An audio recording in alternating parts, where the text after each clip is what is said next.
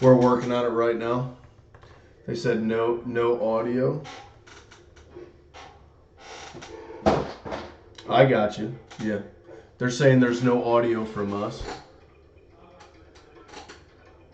There's no audio.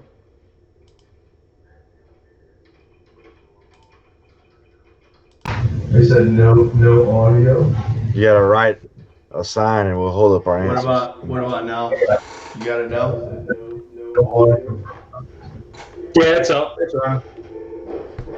I got you. Yeah. They're saying there's no audio from us. Okay, we're good to go now.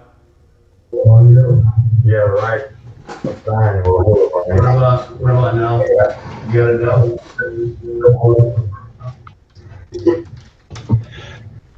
All right, good deal.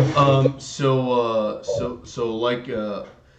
like we were saying, brand new program, OBS. We're trying to get the kinks worked out of it.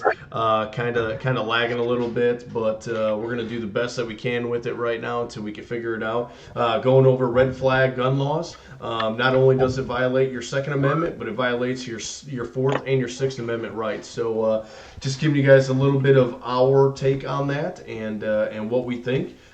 Z, I know you were talking. What do you got?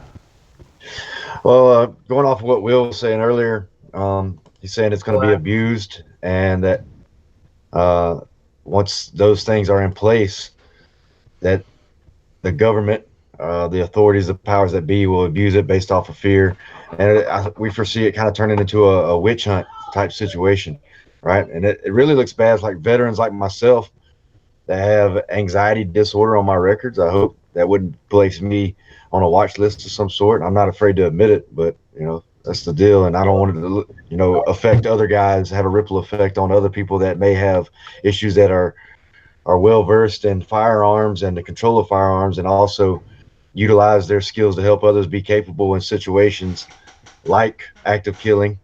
I hope it wouldn't prevent us from doing what we do. Right. I agree. I did hear a lot of guys say that if they do start passing red flag gun laws, that they're going to wipe their social media accounts clean. They're going to take down any gun photos or anything like that. And I started thinking about that, and I'm like, well, if they do that, that pretty much silences any Second Amendment supporter, which is not a good thing, right? So I'm going to leave all my stuff up, and I would encourage everybody else to leave their stuff up as well. Otherwise, we're going to just there's going to be nothing.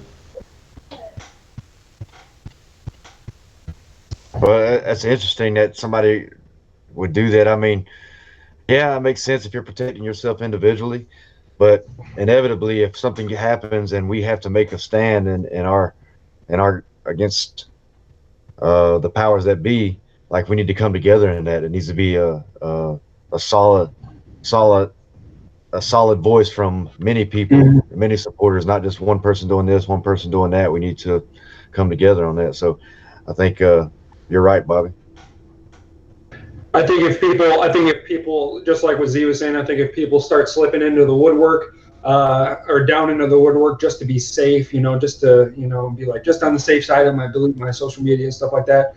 I feel like if more and more people do that, just like Z said, there's slowly less of a voice, because obviously social media basically runs everything these days. If you can get more people, supporting that and doing stuff like that, obviously you have more of a voice. But if you start getting guys that are, getting off social media, they can't say disprove any crazy liberal theories that they have out there. There's not those people there. It just gives the left way more of a voice than they should have, and not to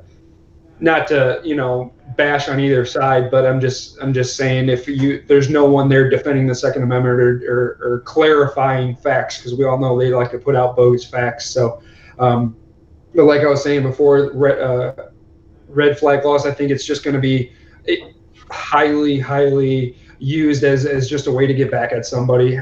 It's people these days are just way too, they just want to get back at everybody. The simplest thing, they do them wrong, be like, I know you have a firearm, I know you have a concealed carry license or something like that, and you just you did something to piss me off, so I got an easy way to really mess with you. Just call the cops real quick because I know you have a concealed carry license, or I know you have a shotgun or something like that. Just call the cops on you, get right back at you, in a really easy way. And there's no due process, and it's so easy for people to abuse that. It's not even funny. Yeah, so I don't think we're responsible. I don't think the left is responsible enough to accurately make those kind of calls for other people.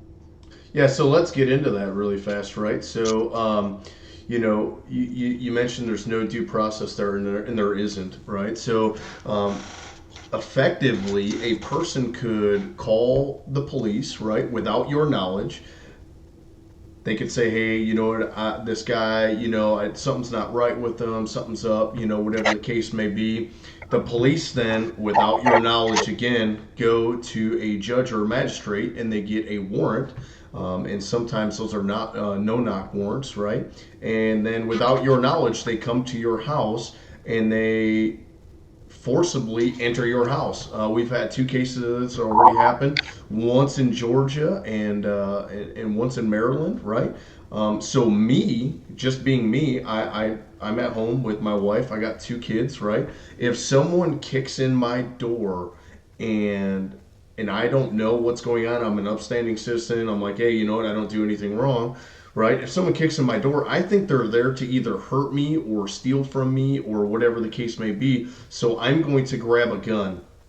In this process of me grabbing a gun, they're already making entry. By the time I can get around a corner or identify that these are police officers that are now in my house, I have a gun. And by the time it takes me to process this, to put my gun down, I'm already a threat and I'm shot because I have a gun, right? You came into my house looking for guns. I have a gun. What's the first thing that happens, right? I get shot. Okay, so the severity of this, I don't think a lot of people understand that. Now, getting back to the whole red flag persona, right? If you want to call it that, it all stems from assault weapons, right? Assault rifles, and they use the excuse to, hey, you know what? Let's save lives.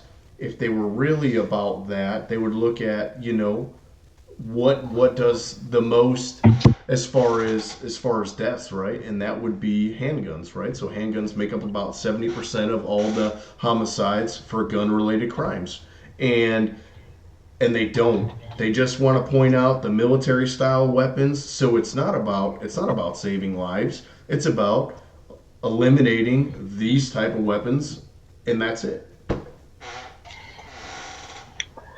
It's about what it is creating a narrative that gives one political affiliation an advantage over the other. That's all it is, right? For most politics, in my opinion, right? They're just using this hot button topics to leverage for getting power to press on with their own agendas, right?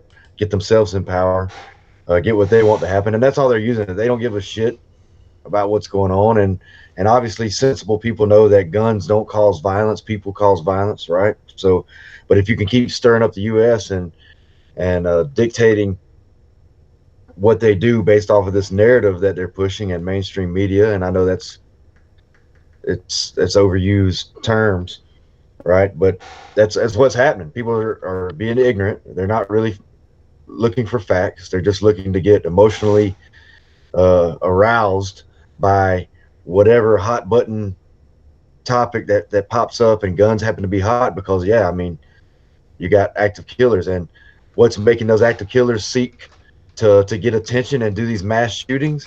Yeah, obviously they're fucked up, a lot of them, but they know they're going to be sensationalized. They know they're going to put out there. They're going to live forever. They're going to be memorialized almost, right? Even though it's looked at something bad, they're going out with a bang, right? So mainstream media, social media, which as it allows us to do what we're doing right here, but it also could be bad because they're seeking those headlines so ambitiously. Like that's what they're about, man. This is America. This is people trying to get theirs at all cost. Fuck you, get mine. Where's my money, right? what creates headlines. That's what the mindset is of our mainstream media, uh, the core of our country right now, as far as the people that are in power, politics, and whatnot. So all that other bullshit aside, they're not thinking with reason. They're just trying to push their own agenda. So they're using this topic to leverage that, and it pisses us off because we're going to be affected by them using this as leverage. Right now, what you were saying, Bobby, like now we're talking red flag laws. Let's explain that a little bit, because you went all the way into like somebody coming to confiscate your guns, basically, or come see you because of whatever. So red flag laws, they hadn't been defined exactly what they would be yet, right? I know there's different ones, and we kind of know what they would be talking about, pinpointing certain people or certain actions that says, hey, maybe this guy or girl shouldn't have a gun.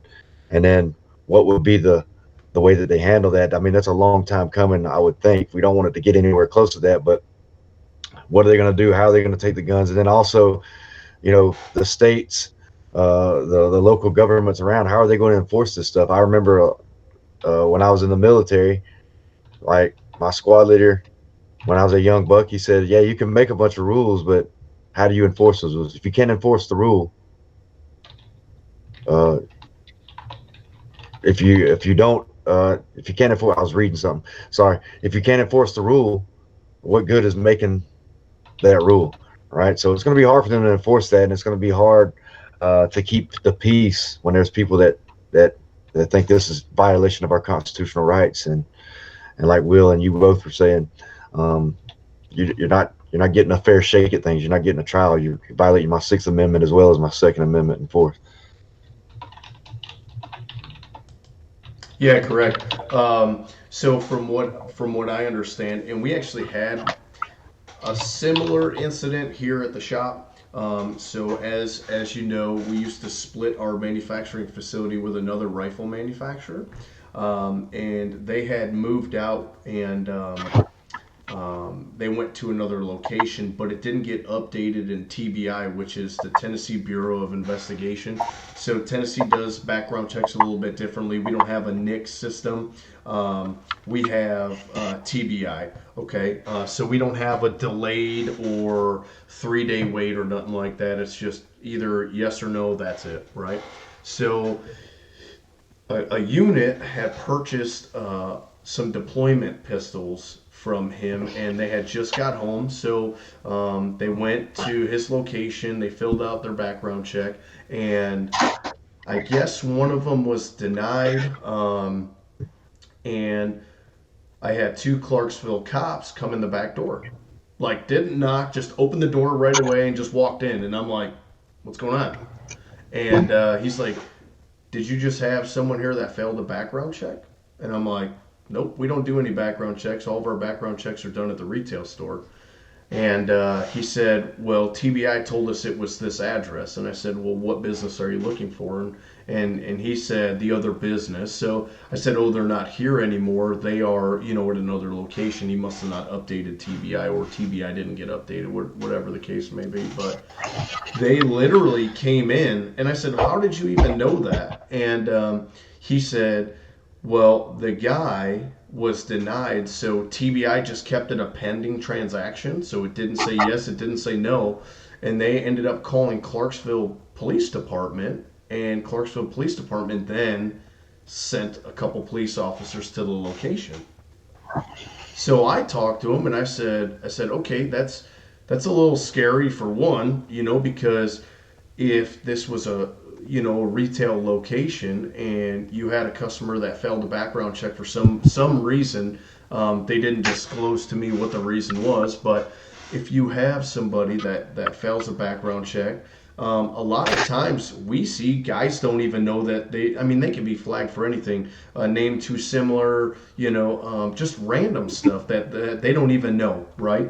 And generally 99% of the time that person is carrying a weapon on them. They come in the store, they're already carrying, they want to buy another gun, and they're ready to go.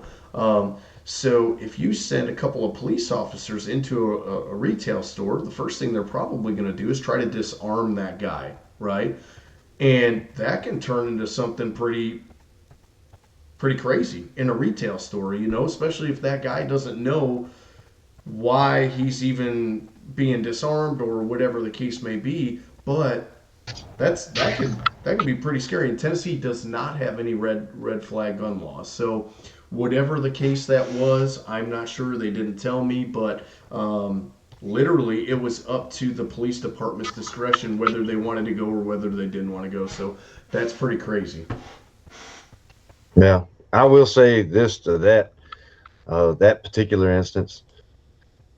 If we're not talking fighting for your guns right now, but in this instance, but if they came to your shop and you had a gun on you and the cop said, take your gun and put it down, I understand it. Listen to them is what I would say. Listen to them, put the fucking gun down, right? You don't need to know why at that point, because they're doing their job. If they have a reason to do it, it's not collecting guns yet, right? So listen to them so you don't get in a shootout. Don't start. I mean, you see too many videos nowadays like, why are you arresting me? Why are you arresting me? Like, well, I understand that the trust in police officers is not that great nationally right now due to some instances, but it's not those are the minority, not the majority of the issues involving police, right? So there's bad things that are sensationalized. Again, back to that media thing, they're pushing the bad stuff, right? Whatever's going to make incite freaking emotion is what they're pushing. So, but put your gun down, do what they say, right? Because if I'm that police officer and I'm just doing my job, all I know is I got told to come here, right? But then I go there and I don't know how emotional you are, and I don't know you from Adam, and I don't know if you're a felon or if I caught you with you're doing something really wrong, right? And what you're going to do with your gun when I start to interdict or talk to you about that, right? Because I'm a police officer, so I understand from their perspective. Like, I definitely don't want you having your gun when I don't know who I'm dealing with here. I don't know what your mental state is and all that other bullshit aside from gun control and red flag laws and everything. What do you think, Willie? Yeah, I agree. So, and I feel like there's a very fine line of standing your, we say, and we hear a lot of people talking, like, oh, if police came in, I'm going down fighting and stuff like that. And I feel like there's a extremely fine line of when's the right time to comply and when is the right time to, I would say, fight back or uphold your constitutional rights or stuff like that. So that is, man, I don't know. That's such a tough decision. If someone came up to me in a retail store and be like, hey, listen, dude, like, we got called here, like, do you have any guns on you? If you do, can you, take it, like, let me take a firearm off you or something like that, because they're not going to let you grab the gun. Well, I imagine they're not going to let you grab the gun. They're going to physically take it off your body and stuff like that. At one point, do you comply, or at what point do you say, like, no, I'm not going to give up my firearm. It's my right, and you're just randomly telling me to do this while I have done nothing wrong. So I don't know. That would be a super tough situation, and I guess it would just, for both sides, for the police and for the people. So I honestly don't even know. I don't even know what I would do in that kind of situation, especially if I was if someone came and kicked in my door. Yeah, it's a little bit more self-explanatory. I would probably, just like Bobby was saying, it would be a little bit easier to get up in arms. But if a police officer came into the store, it's like, hey, are you so-and-so? Yeah, okay, cool. Do you have a firearm on you? Cool. Like, it's very hard for someone to draw a gun at that point. You're making a very rash decision at that point. So I don't know. It's very tough. I honestly don't have an answer of what I would do in that kind of situation. Right, and the way that they came in hot. Like, they came in hot. Like, didn't knock. They just walked right in, and right away, first thing he says, do you have someone here that failed a background check? And I'm like, no. Like, I had a broom and a dustpan in my hand, and just Drop them. Yeah, right. No kidding. But yeah, I mean, it didn't look like it was going to be a pleasant situation, and I'm all for compliance, right? So, like, if police officers like, hey, listen, I need you to take your weapon off, or let me take your weapon for you until we figure this out. Like, I understand. Yes, all right. Listen to the police. If it's reasonable and they're being reasonable, and you know what I mean, definitely listen to the police. Now, if I'm just sitting at home and my front door gets kicked in, that might be a little bit of a different story, right? Because for one, if I came to Z's house right now and I kicked in his door, he's going to grab a gun, right? Because he doesn't know who's kicking in the door. I'm sure that everybody's going to do that, right? Everybody's going to get some sort of protection, right? Like you have you and your family there. So that's the slippery slope, I think, in this whole situation. And I don't think law enforcement or the people that are really advocating for this red flag gun laws know the amount of innocent people that will die from this. Yeah, that could definitely be a ripple effect if it comes down to enforcing these said red flag laws, where they're confiscating or going physically, which I've never heard of that before. Man, that's an interesting story that you had, where they're actually the police department, the local police department, is going down to the gun store. They said it was the first one they ever did. Where's that coming from? Like I've been flagged before because I've had a criminal past, old records, and the way they do it in the system, and we found out because I actually talked to somebody there when I was trying to straighten out everything. Is like, if there's anything that pops up, doesn't matter. They're not looking into what you actually did or the context or the situation. Just any little thing pops up, like it no, denies it's just it. Yep, denies. Bam, get out of here. Yep. So right? It don't matter if it was when you were 17. It don't matter what. It's just anything. So I believe it was passed sometime in March, but I was interested. I'm like, hey, you know what? Like, I need to find out about this because of our retail store. So I'm like, hey, you know what? Fill me in on how this transpired. And he said that TBI is the one that notified their police department. He wasn't wanted for a crime. He was a soldier. Wasn't wanted for a crime, like none of that stuff, but for some reason he was not supposed to be buying a firearm, and that's what they were there to figure out, why he was trying to do that. So I don't know. I did a little bit of research. You can call TBI. TBI will absolutely tell you that is a new policy that they have in place. So is it just for certain I would assume for certain things that pop up, I guess, because they're I would assume it's something to do with with some kind of mental health or something like that. I would assume it's that, because we see guys get denied at the shop, for random stuff, and we've never had a police officer. Like I said, we've personally never had police officers come. That was for the other shop that shared a manufacturing facility with us. So, but yeah, it was crazy. I did not expect that. That's interesting. It seems like, so states, TBI is federal, right? But it's Tennessee, right? They're tied in federally, so it's already happening apparently, to some degree, huh? Something that they're figuring out or discerning between, is this person this category or this category? Do we need to send local police officers down there? That's interesting. It's kind of scary. And scary. The worst part about the whole thing was the officers said it is up to them. It was up to their discretion if they wanted to come or not. And because it was the first one, they wanted to come in and just see what it was all about. And I was like, it kind of got me a little bit. You know what I mean? I was like, oh wow, this is pretty crazy. So, but yeah. So Martin Kim had asked, what is TBI? Oh, I see someone answered that already. It is Tennessee Bureau of Investigation.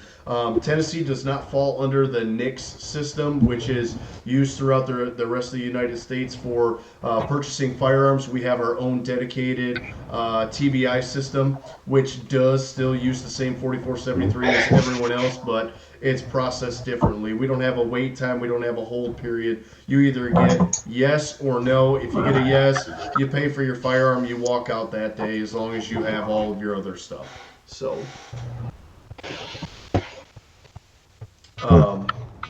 but yeah. So red flag gun laws. That's a big no from me. I wonder if they were the cops, if TBI wants the police officers to make sure that the vendor the seller is doing what they're supposed to do, or they're actually trying to make sure that the actual person. I don't even I don't even think that is the that's not even the police's job to make sure that the vendor's doing what they're supposed to do. That's the ATF's job. Correct. So to have police officers go in there, obviously that's an immediate force. So something if it was actually at our retail location, they probably would have been they probably would have easily disarmed that man and took him outside for whatever reason. I don't. And like Bobby was saying, we weren't told a reason why they were there, but just thankfully it wasn't at our actual store, because that probably would have got hairy fast. So. I mean, obviously, my wife's a private investigator, right? So she's looked into people's backgrounds, and she's helped me clear up my background for whatever that popped up for me. She's seen a lot of disconnect and continuity between systems that keep up with data, that keep up with records, criminal, state versus state, federal versus state, so on and so forth. So it's not like somebody has a system, unless maybe you're high dollar and you go into certain systems, that you can just pick up and you see everything about everybody's background. So that it's hard for me to think that, even if the only reasonable way I could, or the only reasonable thing that I could imagine that they would do that for is, like, if this guy went in and they processed him for the background check and said, hey, something popped up in our system that says there's a warrant out for this guy. He's a violent criminal. That's what I was saying too. Whatever. So that would be the only reason. I mean, that makes sense to me. But I know, and from my experience and what I've been told, that usually their systems aren't like that. They're not connected. You don't just violent criminal warrant doesn't pop up just because I'm checking a background necessarily. Correct. I know there's some gaps that the information falls into somewhere in that continuity process, but I could understand that. Like, so if this guy goes in and usually he's a lawful citizen, he's bought a gun before, but then he does a background check and they say, all right, well, this guy is actively wanted by the police in that local area for A, B, or C. Let's contact them. Let's deny him, and maybe he'll stay around and appeal, and then let's let them know that, hey, we got your guy that you're looking for going over there. That makes sense to me. But if it's not a guy that's actively, there's not an active warrant out for him for any particular reason, then I wouldn't understand it. Yeah, they said that there wasn't a warrant out for him. That's I really got nothing. If you want to know, I would say if you want to know more of the details, it happened with Gaetano. So he was the one that had the customer. But yeah, it was like, I got on the phone with him right away. I'm like, hey, do you got a guy there? Like, there's a couple police officers here at the shop. They're looking for whoever failed the background check. They wanted to talk to him, but yeah, he wasn't wanted for anything. crazy. So, All right. but That's a no for me, dog. yeah, exactly. It's happening. It's happening. Disable your accounts. Listen, so very good point here, right? So I'm not giving anybody advice here or nothing like that. I said that if they did pass a red flag law in the state of Tennessee, I would keep one gun in my house and I'd probably bury the rest of them, right?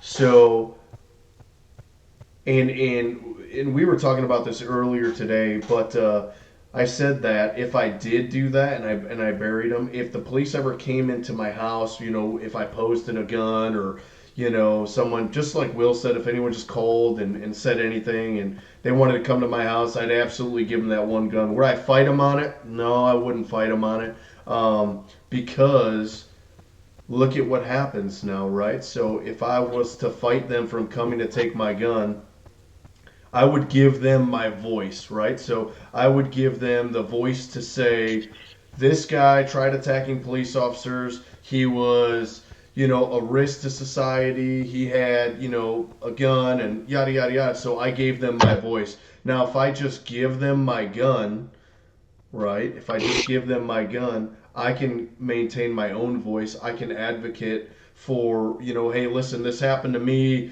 This is not right. You know what I mean? And go through the proper channels to try to fix that whole situation. But you definitely don't want to give them your voice to say, hey, another disgruntled gun owner, you know, because there's it's the agenda now. That's the agenda, and it's horrible. It's definitely going to take some mind melding with all the like-minded people in the gun industry that are pro-gun. If stuff starts going downhill, it's going to take some strategy, right? Because you don't want bad propaganda out there for your cause, right? So all those that are opposing guns and are against gun rights, they're gun control, pro-gun control.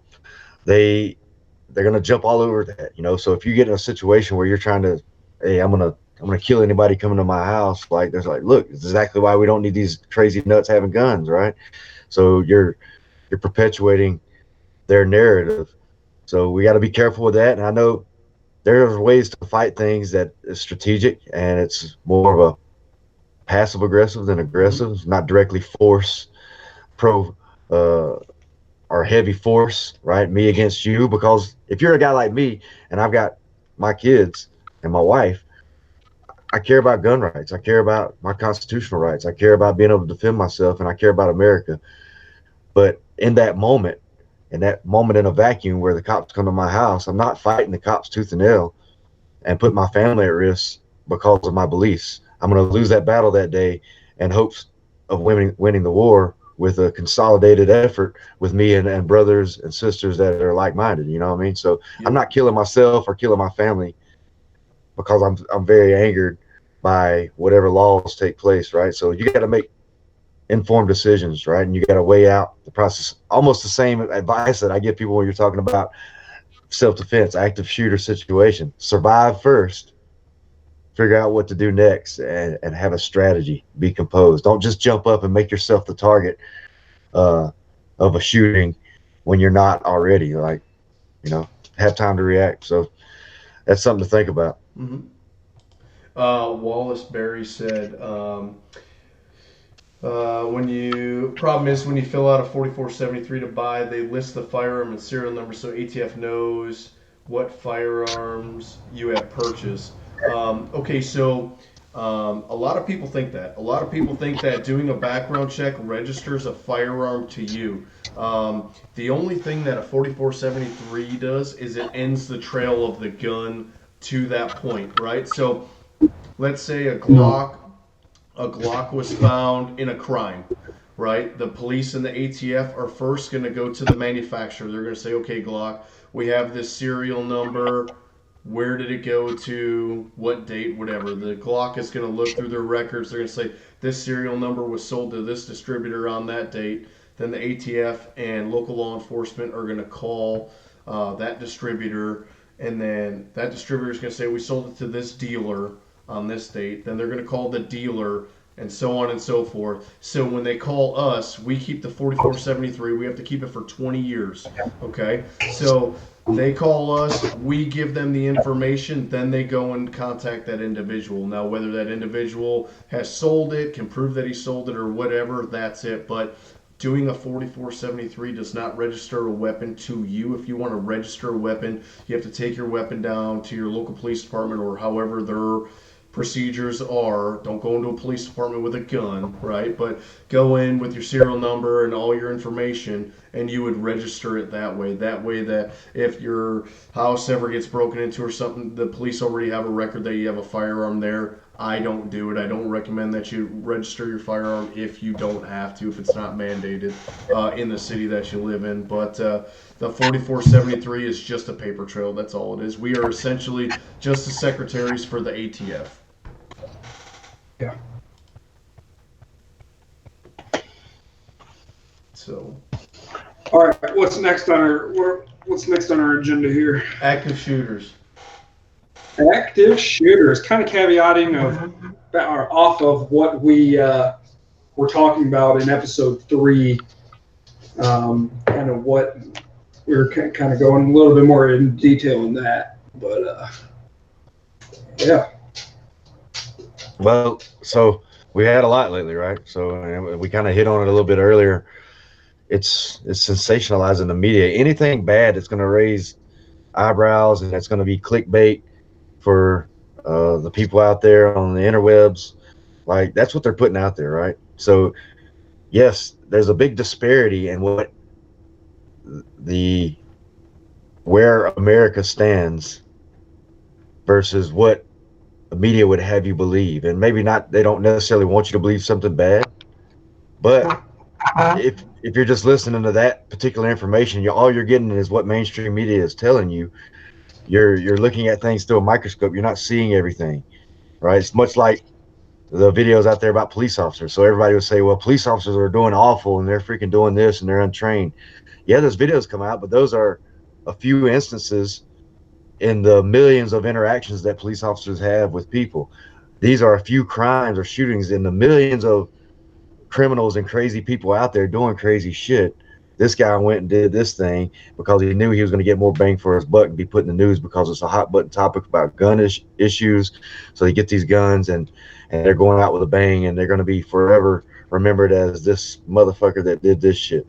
All right. And look at him now. You remember names like Sandy Hook, like Texas or Virginia Tech, like and El Paso's going to live on like that. Vegas for damn sure, right? The most people killed in a situation like that so far in the U.S. Right? So yeah, they're memorialized almost. You don't remember all the other good things, like, and I know I'm saying what people already know, and I'm not trying to put down the importance of protecting each other, which that gun advocate, you should be able to protect yourself and others. But and I'm not downplaying the importance of these particular incidents. God bless their families and God bless the people that were injured or killed. But it's really it's skewing people's perspective of our nation. It's not like that. It's not like that at all. Those are few and far between. And I hate that they happen at all, but I hate anything bad that happens at all. But you know what? It fucking happens. It happens. Like, you can't do shit about it. If there was no guns, right? Which is not going to happen, right? You might, lawful citizens you might be able to take their guns, but criminals, if there's actual physical guns available to people on U.S. soil, the people that are not obeying laws will get those guns. So, but let's say hypothetically there was no guns in America, not even guns possible. Maybe not even stuff to make bullets with. Maybe, I don't know. Whatever. Everything was tucked away and kept from civilian hands getting and operating guns, criminals or law-abiding citizens. Well, you know what? When people are angry and emotional and they want to make a name for themselves, they're gonna find ways to make bombs. You can do that in your kitchen. I learned how to do that in the military, right? I can make bombs and hurt a lot of people. A lot of people can do that. You can find that information easily. You're going to stab people. Look at Europe. You're going to use knives. You're going to stab people. There's going to be mass killings to some degree still. Yeah, will it not be as good as bullets? Reaching out and touching someone? Yeah, maybe not. But then you look at chemical stuff, chemical agents. Like, you can still have a lot of injury and death without the guns themselves. Like, that's not the issue. So please, people, be informed. Don't look at everything in a microscope just based off of what everybody else's agenda and narrative is saying to you. Right? It's just ridiculous, man. It don't make no sense. Hey Z, got a question from Martin Kim. He says, my college campus has had a shooter threat for the last 2 semesters. What can I do about that? Well, first off, I'd say, like, that's an open-ended question, right? So how does he know there's a shooter threat, and what does he mean by shooter threat? Like, somebody said something one time, or there was whispers on the internet, or somebody called in. I mean, who knows what that's about? What should he do about it? He should be aware at all times, wherever you are. I mean, obviously, my attention heightens and lowers depending on the situation I'm in, like day versus night, right? Daytime, in the open, I know it's statistically less likely for somebody to try to do something to me or take something of mine because they're more likely to get caught. It's not an opportunity for them. Nighttime, that chance rises, right? So if I know that there is a threat directly towards my institution where I'm going or where I'm going to be every day, and I know for a fact that that's true, and I know the information behind that, and that's not just hearsay, right? I'm going to be more aware, and I'm going to be prepared. I'm going to be thinking when I'm in the classroom, if I can't have my gun, and I'm not going to get into whether he should have his gun or not, right? If you don't have a way to protect yourself to equal the amount of force that's potentially being used against you, then think about where you're going to go, what you're going to do when that situation arises. Visualize that. Am I going to go there? I'm going to survive first, and then I'm going to figure out a way that I can help others or help myself. And if the opportunity arises for me to help stop this crazy person or this person that looks to do harm to others, I'll do that. Me, I'm looking for a way to stop a person that's doing harm to others, if at all possible. That's the way I'm wired. I'm not saying everybody should do that. I feel like I've been trained, and I feel like I've got capabilities, and I'm going to use it the best of my ability once I survive and once my family is safe, right? Next thing is, if I can't do anything about that situation at the time, how can I help those that are affected by it? How am I going to save lives? How am I going to stop the bleeding? How am I going to organize efforts? How am I going to manage the traffic? Hey, come this way. Hey, go over there. Much like that guy in the El Paso shooting, that soldier, the dude that he's in the news now. Thank God that something good came of this. He's in the news. He was looking to save children. He just said, hey, this is what I can do. This is how I can help. That's how I'm going to help. So visualize, think about where you are in a particular classroom. If I'm in this classroom and something goes down now, those are the doors that something's going to happen. Somebody has to come in through those doors. Where am I going to go first? Am I going to get down? Is this some place that I can get down and be behind actual cover for a split second for me to collect my thoughts and figure out what to do next? Whether it be running or fighting this guy, right? Just think about it. Put some thought into it. You don't have to go crazy over it. I just look in there and I look around and say, hey, this is what I would do. This is the only way that people can come. So if the gunshot happens, be prepared for that. Lock down, do what your school policy is. Don't let people freak out and do the wrong thing and run into gunfire, and do your best to be prepared for it to some degree.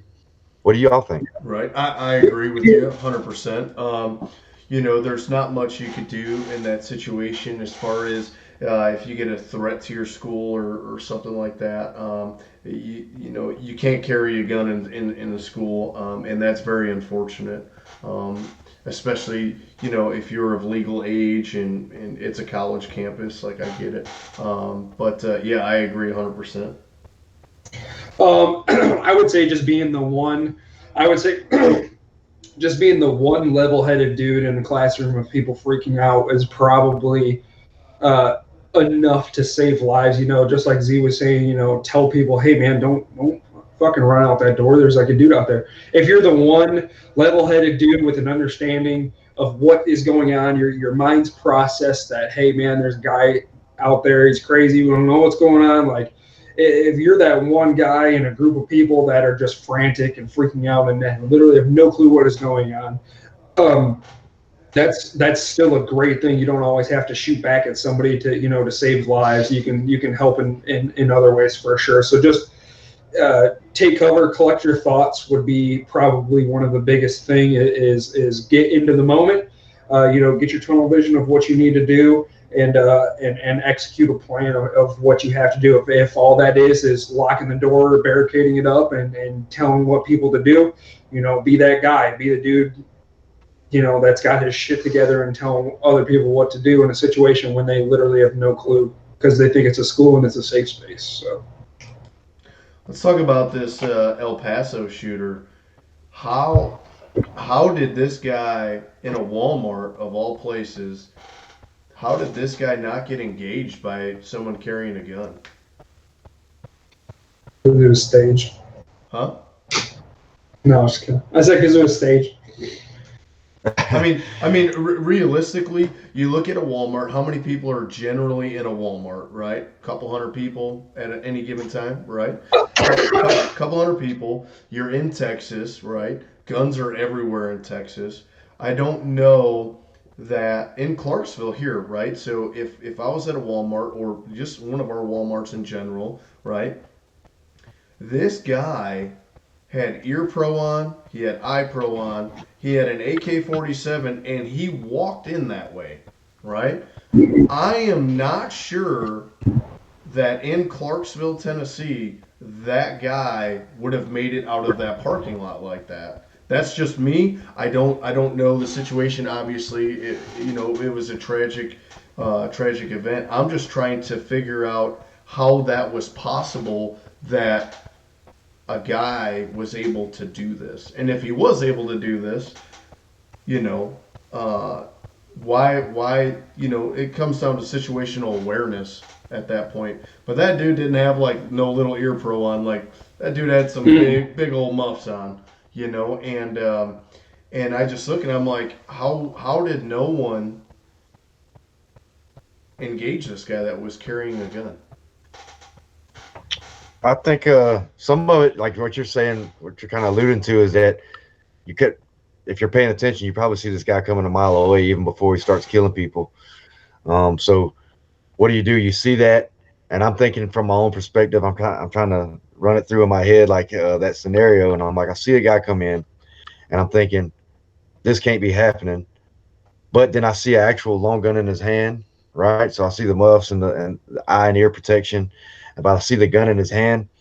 Like at a minimum, I'm moving to a point where I'm coming at an angle where I'm not coming directly at him, but I'm moving in close to figure out what's going on better. So maybe I can do something because, there's been cases in the past. Y'all still with me? Mm-hmm. You froze up there.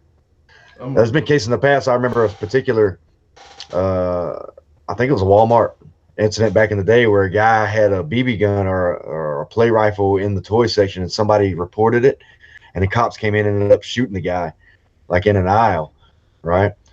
So I'm sure that's always in the back of people's minds, even law enforcement, like, what, I don't want to run up on a guy and kill somebody for no reason because my butthole's puckered tight because I'm worried about active shooters. But I also don't want to be the guy that neglects to pay attention and allows something to happen when I see all the signs were there telling me that something needs to happen, like with that guy.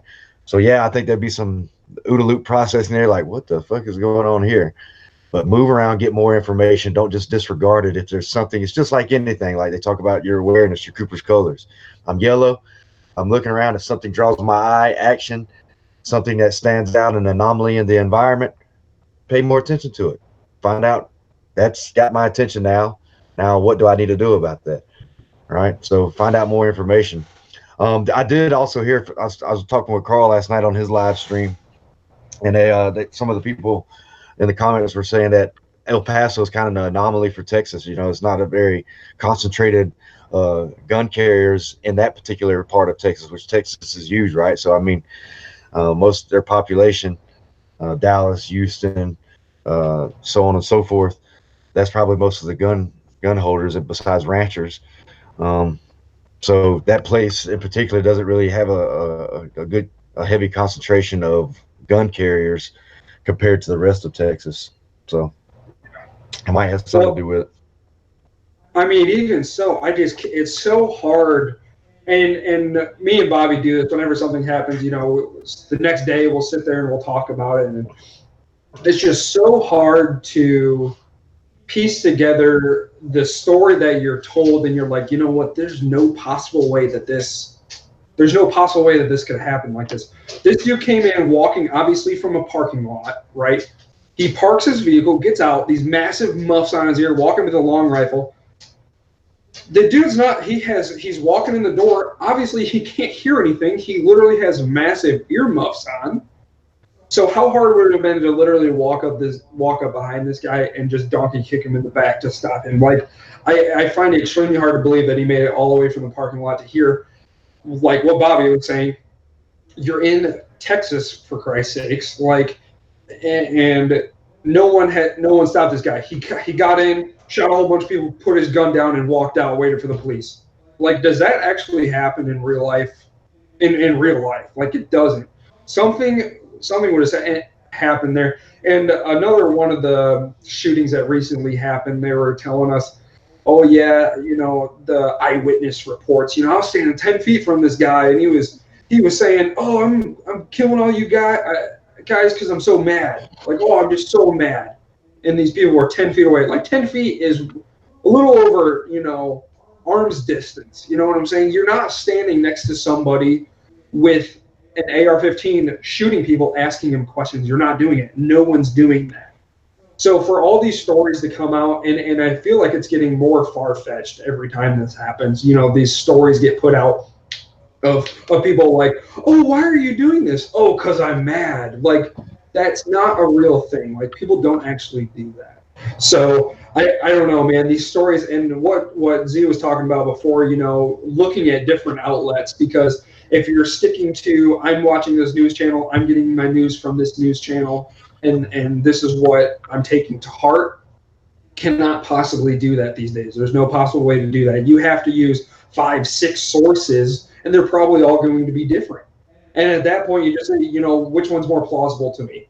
This one, sure, I'll go with that. If you're sticking with one news station or approach, they could say anything in the world. Oh, this dude just mowed down a bunch of you with laser guns. Be like, oh shit, now I got to deal with laser guns. Like, because that's the only thing that you're listening to. So, to be a free thinker and to actually play a situation in your head is I would say, the best possible thing to do when stuff like this arises. You have to read these stories and be like, is this a real thing? Like, do people actually do this? And what me and Bobby have come to realize is, like, no. Some of these stories are just so far-fetched of the situation. I'm not downplaying the event at all. I'm just saying the news outlets and how they choose to present a story to you is getting so outlandish, it's not even funny. So mostly going off of the media thing, but still, I find it extremely hard to believe that this dude walked in there with massive earmuffs. No one came up behind him.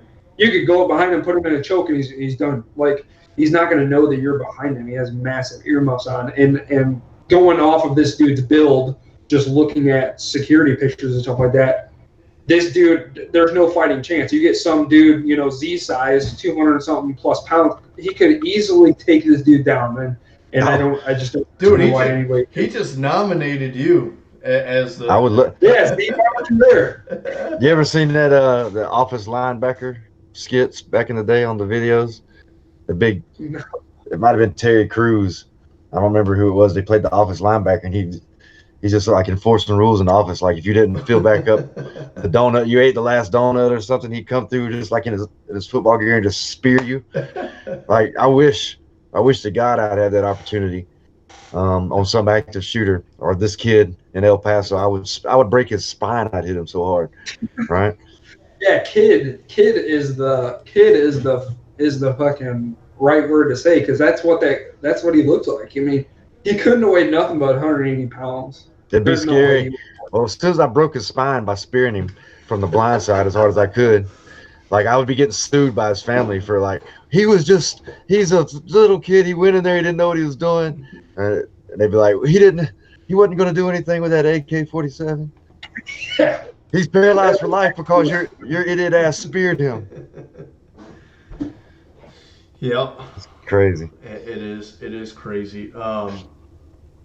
I would just say, yeah, pay attention. Situational awareness is key. Getting back on that topic, carry your gun everywhere you go, right? You will definitely be at every single one of your emergencies, that's for sure. So make sure you got a gun, make sure you got a med kit. At the very least, get some training. Train on a tourniquet, train with your medical gear, and just be aware of your surroundings, be aware of what's going on. Take that extra step, just to make sure that you and your family are safe.